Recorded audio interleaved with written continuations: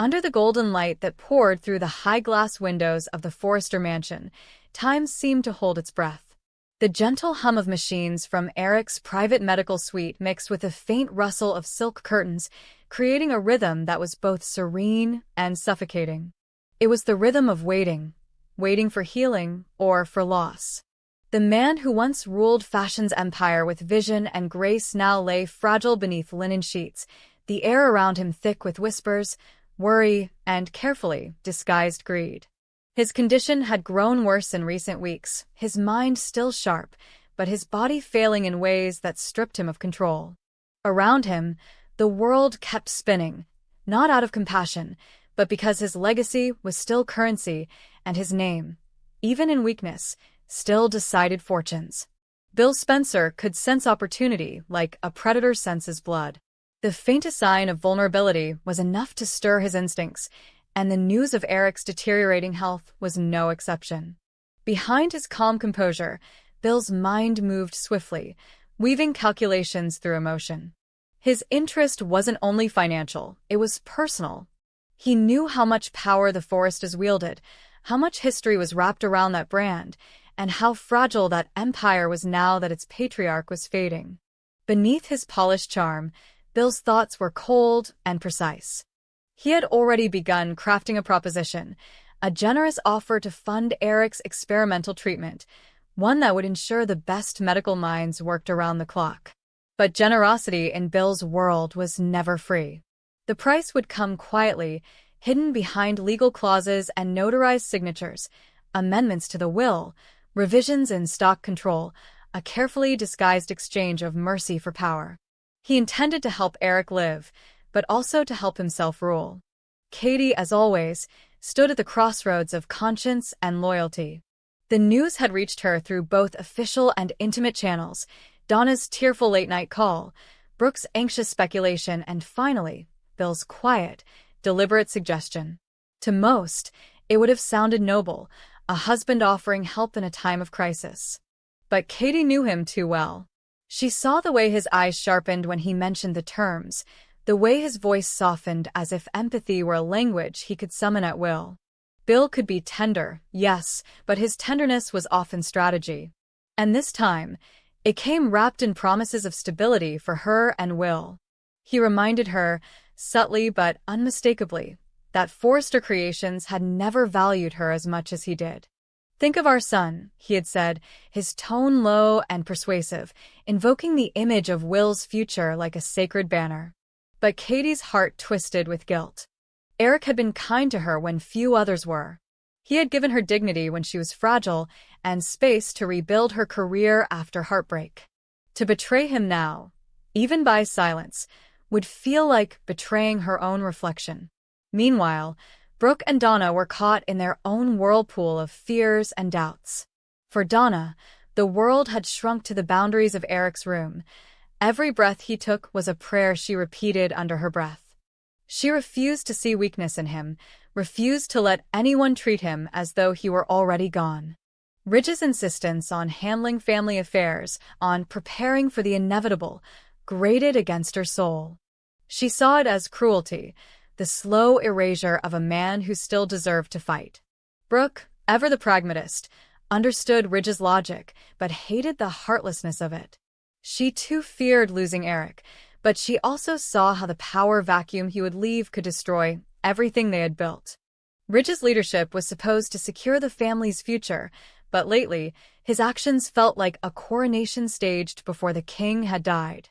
As Eric's health fluctuated between brief moments of lucidity and deep, draining exhaustion, the atmosphere in the mansion thickened. Lawyers came and went under the guise of routine paperwork. Donna tried not to ask questions, though every sound of a pen scratching across paper made her stomach twist. Brooke noticed the whispers too, quiet mentions of revisions, signatures, witnesses. It wasn't until one late afternoon, when she found a discarded document on the corner of Eric's desk, that the first real tremor of fear shot through her. It was a draft, incomplete and signed, but clear enough to understand. Eric had considered redistributing his shares, and among the names written in careful ink was one that shouldn't have been there: Will Spencer. Brooke stared at the page for a long time, the letters burning into her mind. Will. Katie's son. Bill's heir. The implications spiraled like wildfire through her thoughts. If Eric had truly intended to grant Will a portion of Forrester's legacy, what had prompted it? Compassion? Manipulation? Was Bill already weaving his influence through the sick man's weakened trust? Brooke's instincts screamed that this wasn't mere charity, it was intrusion, a quiet invasion wrapped in kindness. Yet another war was being waged beneath the surface, one disguised as a gesture of help. When she confronted Donna, the shock in Donna's face confirmed her worst fear. She hadn't known either. That realization fractured the fragile trust between them.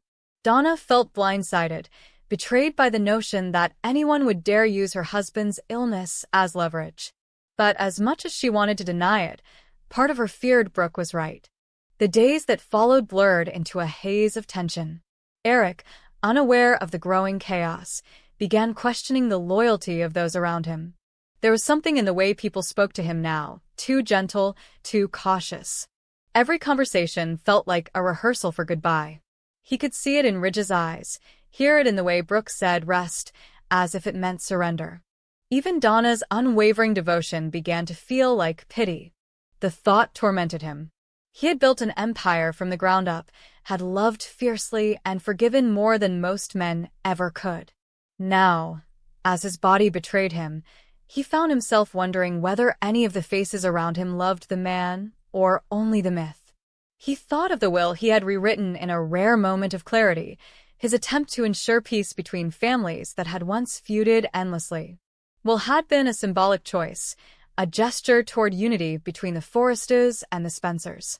But the more he watched the vultures circle, the more he wondered if that choice had been naive. Bill, of course, had anticipated the backlash. When rumors of the revised will began leaking, he presented himself as the misunderstood savior, the man willing to spend millions for another's survival. He painted his motives as selfless, even noble. Yet beneath the rhetoric, he was orchestrating something much larger. Through quiet partnerships and whispered conversations with Ridge's rivals, he had begun building a financial safety net that could, in time, give him influence over Forrester Creations itself. Katie saw through some of it, but not all. Each time she tried to challenge him, he countered with reason, with seduction, with that disarming mixture of sincerity and ambition that had once made her love him. At the same time, Ridge's paranoia grew. He was convinced that Bill's money came with poison strings. Every act of generosity was, in his mind, another move on a chessboard he refused to lose. But his obsession with control began alienating everyone around him. Brooke saw the toll it was taking on him, the sleepless nights, the short temper, the quiet panic in his voice when he spoke of Eric's prognosis. He loved his father, she knew that. Yet beneath that love was a hunger for approval, the kind that could easily blur into dominance.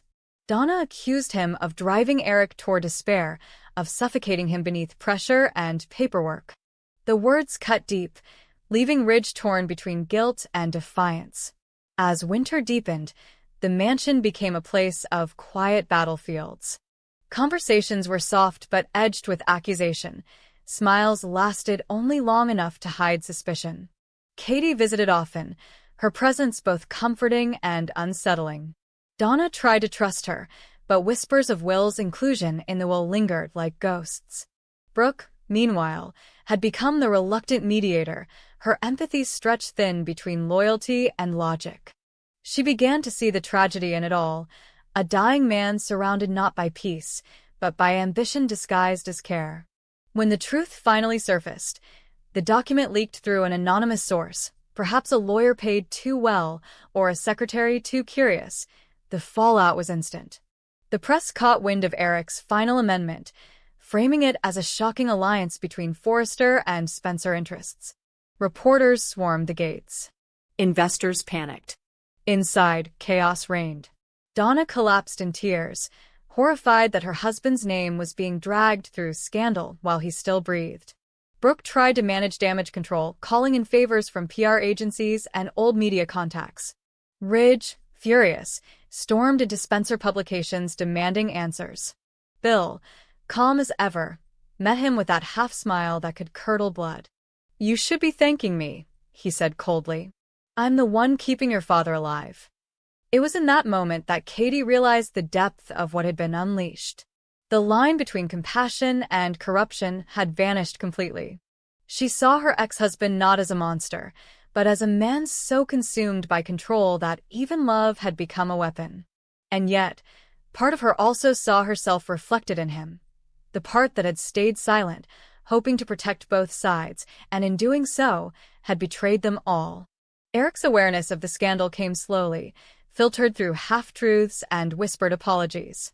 But when he finally understood, when Donna, shaking, confessed that his gesture toward unity had become the spark for another war, something inside him fractured. He asked everyone to leave the room, then sat in silence for a long time, his gaze fixed on the Forrester crest engraved on the edge of his bed frame. The symbol that once represented family now looked hollow. In that stillness, he understood the cruel irony. His attempt to secure his legacy had destroyed the very faith it was built upon. As days passed, guilt began to rot the edges of every relationship. Brooke couldn't sleep. She kept replaying the moment she found that document, wondering if exposing it earlier might have changed anything. Donna hovered constantly near Eric, terrified he might slip away without forgiving her for not protecting him better. Ridge retreated into work, designing obsessively, as if creating beauty could atone for betrayal. And Katie, trapped in the wreckage of Bill's ambitions and her own moral conflict, withdrew from both families entirely, clutching a little tighter at night, as if afraid the sins of adults could somehow touch the innocence of a child. Bill, for his part, showed no remorse. Power, to him, had always been the only constant.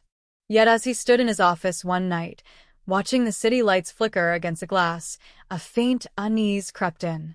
For all his victories, for all the leverage he had gained, there was an emptiness that not even triumph could fill. Perhaps it was the memory of Eric's eyes, weary, disappointed, that haunted him. Or perhaps it was the realization that, in winning, he had lost the last remnants of the man Katie once believed in. When Eric's condition suddenly worsened, the entire family converged again. Machines beeped steadily as his breathing shallowed. Donna whispered prayers, Brooke held his hand, and even Ridge stood wordless by the bed.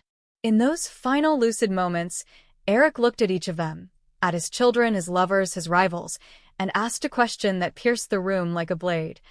Who among you loves me, and who just loves what I leave behind? No one answered. The silence was their confession. Outside, the city moved on, glamorous, indifferent, alive. Inside, legacy, greed, and grief lay tangled together, indistinguishable from love. And as the night deepened over Los Angeles, the world of the bold and the beautiful once again proved its cruel symmetry, that in the pursuit of power, even love becomes a transaction, and every promise comes with a price. The week at Forrester Creations began like the calm before a storm, the kind of deceptive stillness that only exists when every heart in the room knows something terrible is about to unravel. It wasn't just the ticking clock on the wall that kept echoing through the hallways, or the whisper of silk and perfume drifting past the mirrored doors. It was the heaviness of silence that fell whenever someone mentioned Eric's name. For years, the patriarch of the Forrester Empire had been a symbol of endurance, of elegance that refused to bow before time. But now, that illusion was cracking. Donna could see it first, the slight hesitation in his steps, the breath that caught too long between sentences, the tremor in his hand he thought she didn't notice. And when she finally gathered the courage to speak to Brooke, her voice trembled with the quiet panic of someone trying to hold together a collapsing world. Brooke listened, eyes wide, the eternal optimist who had seen too much heartbreak to ever truly believe in happy endings. The fear wasn't just for Eric's life, but for the fragile web of legacy that held their family together. If Eric fell, what would become of Forrester Creations? What would happen to them all? While grief and dread gathered in the Forrester mansion like shadows at dusk, across town another storm was brewing. At Spencer Publications, Bill's temper burned hotter than the glare of his own glass tower. The moment Katie walked into his office with that familiar mixture of defiance and exhaustion, he knew something was coming. Her announcement, that Ridge and Brooke had replaced her firm with another PR company, landed like a knife. Bill's pride had always been his armor, but this wound cut deeper than business. It wasn't about contracts, it was about betrayal. Ridge had always been the man he despised most, the so-called artist, the dreamer, the eternal rival for Brooke's attention. And now, once again, Ridge had dared to undermine him. The fury was instant, the decision impulsive. Bill didn't even pause to think before storming out of his office, vowing to confront Ridge face to face. For him, confrontation wasn't just a reaction, it was an instinct, a way of reclaiming control over a world that constantly tried to mock him. Meanwhile, Deacon Sharp was walking a very different path. Redemption had never been easy for him, and even now, every step he took toward rebuilding his life felt like walking barefoot across broken glass. His relationship with Hope had improved, though it was still fragile, built on unspoken apologies and the hope that love could rewrite history. He'd spent years fighting for respect, trying to convince everyone, including himself, that he wasn't the same man who once chose shortcuts over honor. His therapy sessions with Taylor Hayes had begun as an act of obligation, a way to show he was serious about changing. But what started as guarded civility slowly evolved into something more dangerous, a quiet connection, a spark born not from lust but from recognition. Taylor saw through his charm, through the layers of guilt and bravado, straight to the man beneath. And for the first time in a long time, Deacon found himself wanting to be seen. When he entered her office again that week, the air between them felt charged, heavy with something neither of them could name. The conversation drifted easily at first, from psychology to regret to second chances. But there was a moment, a heartbeat too long, when their eyes met, and neither could look away. Taylor, still haunted by her own past mistakes, recognized that same hunger for forgiveness in him. It was dangerous, intoxicating, and utterly human. She knew the ethical lines, the professional boundaries. Yet in the quiet aftermath of that session, the question lingered. How long could they resist what was already beginning? Across the hallways of Forrester Creations, Donna's confession to Brooke about Eric's health had spread like wildfire through whispers and worried glances. Ridge tried to dismiss the growing concern, claiming that his father was stronger than everyone thought, but his denial was transparent. When Eric's anger finally erupted, directed at Ridge for questioning his independence, the tension reached a breaking point. For all his years, Eric still had the pride of a man unwilling to be pitted. He refused to be seen as weak, especially by his son. Yet behind his fury lay the quiet terror of mortality. Each moment of dizziness, each faint shortness of breath reminded him that time was no longer on his side. Donna, caught between love and helplessness, tried to protect him from the truth even as she feared it might already be too late. In another corner of Los Angeles, the younger generation carried their own sins. Dylan had been restless for days, her conscience gnawing at her like a wound that refused to heal. The memory of that night, of screeching tires, shattered glass, and the echo of Luna's scream, haunted her every time she closed her eyes. She had tried to bury it beneath layers of denial, pretending the hit and run had been an accident that belonged to another lifetime. But guilt had a way of finding cracks in the strongest facades. When Electra Forrester pressed her for the truth, Dylan finally broke. Her voice shook, her eyes wet with self-loathing, as she confessed what she had done. Electra, shocked but strangely calm, listened like someone watching the slow collapse of a building. For her, it wasn't just gossip, it was a weapon. And she wasted no time telling Will Spencer, who in turn would make sure the entire world would soon know. Yet beneath Electra's sharp edges lay her own confusion. Dylan's confession wasn't just scandalous, it was tragic. It exposed the fragile humanity they all pretended not to have. The decision to come clean to Finn wasn't one Dylan made out of courage, it was desperation. She couldn't keep living with the weight of silence crushing her chest. When she arrived at the Cliff House, the sea wind whipping through her hair, her hands trembled as if the universe itself demanded penance.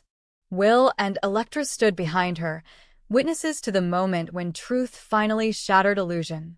Finn opened the door, his usual calmness quickly giving way to confusion as he saw the guilt written all over her face. Steffi, ever protective, stood beside him, sensing the storm before the first word was spoken. And then it came, the sentence that would burn through their lives forever. "I'm so sorry. I was the one who hit your daughter." The words fell heavy, almost physical, like stones sinking into deep water. Silence followed, a silence so vast that even the ocean seemed to hold its breath. Finn's reaction was unreadable at first. Shock, disbelief, and rage fought for dominance across his features, but beneath them all was something deeper, a fracture between his duty as a doctor and his pain as a father. He had spent years saving lives, yet now he was being asked to forgive the woman who had stolen one. Steffi's mind raced, torn between empathy and fury.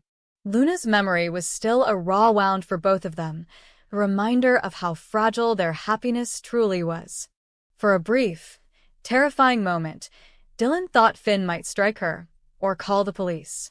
Instead, he turned away, staring into the ocean, his breathing ragged. What haunted him most wasn't the confession itself. It was the flicker of dark relief that crossed his mind when Dylan said it. A part of him, buried deep and shameful, whispered that Luna's death had freed his family from chaos. That thought sickened him, but it was there, undeniable. Forgiveness, he realized, wasn't just an act. It was a war between what one knows is right and what one secretly feels. Back at Forrester Creations, tensions spread like wildfire. Ridge's feud with Bill had escalated into an outright confrontation, fueled by pride and years of rivalry. Bill stormed into the design office, his voice sharp as broken glass, accusing Ridge of manipulation and deceit. Ridge, infuriated but composed, reminded Bill that business decisions weren't made on emotion. The argument spiraled quickly, dredging up old wounds about Brooke, loyalty, and the blurred line between personal and professional vengeance. Brooke arrived just in time to break it up, but the damage had been done. Bill left the building more determined than ever to reclaim control, not just over his company, but over everyone who had underestimated him. Meanwhile, Katie found herself caught between two worlds, her lingering affection for Bill and her exhaustion from the endless cycle of betrayal. When he later came to her with an unexpected proposal, a second chance, or perhaps something more manipulative, she felt both drawn and repulsed. His charisma was his curse. It could make her forget every reason she'd ever walked away. Brooke, who overheard parts of their conversation, misinterpreted his intentions and confronted Katie later, accusing her of repeating old mistakes. The argument tore open old scars between sisters, love, rivalry, forgiveness, all tangled in a web that neither of them could fully escape. As the week drew toward its end, the weight of confession and consequence seemed to hang over everyone. Deacon couldn't shake the image of Taylor's eyes, how they softened when she looked at him, how they made him believe, even for a fleeting second, that redemption was possible. He wanted to see her again, not as a patient, but as a man. Yet he also knew that desire could destroy them both. Taylor, too, found herself staring at the clock in her office, wondering if she'd crossed a line already. In a world where everyone wore masks, it was terrifying to want something real. Donna spent another night beside Eric's bed, pretending not to hear his shallow breaths, pretending not to notice the way his fingers occasionally twitched as though reaching for something just out of reach. When he woke, she smiled and brushed his hair back, whispering reassurances she no longer believed. For all her optimism, she could feel the truth pressing against her ribs. This might be the end. And if it was, she wasn't ready. In the background of every personal battle, Forrester Creations itself felt like a living organism, its walls pulsing with ambition, envy, and fear. Electra, always scheming, saw Dylan's confession as an opportunity to reposition herself within the family hierarchy. Will, equally manipulative, began spreading rumors that would ensure no one left this scandal untouched. The younger generation had inherited more than beauty and privilege. They had inherited the talent for destruction. And yet, amid the chaos, the show's central truth held firm. Love and guilt were two sides of the same coin. Dylan's confession shattered her, but in doing so, it also freed her. Finn, still reeling, found himself questioning his own capacity for grace. Deacon and Taylor stood on the edge of a dangerous emotional precipice. Bill's anger burned, but beneath it, a yearning to be loved still glowed. Donna prayed silently that the man beside her would live to see another sunrise. And through it all, Brooke, the eternal heart of this storm, watched her family, her lovers, her rivals, and wondered how many more secrets the Forrester legacy could survive before it finally collapsed. By the time the sun set on that turbulent week, nothing at Forrester Creations was the same. The boundaries between guilt and forgiveness, desire and restraint, life and loss, all blurred into a single, haunting truth. In their world, every confession was both a punishment and a release. Dylan's tears had opened old wounds. Eric's decline reminded them that time was merciless, and Deacon's heartbeat against Taylor's silence was the whisper of temptation none of them could ignore. It was the beauty and the brutality of their existence, the eternal rhythm of the bold and the beautiful.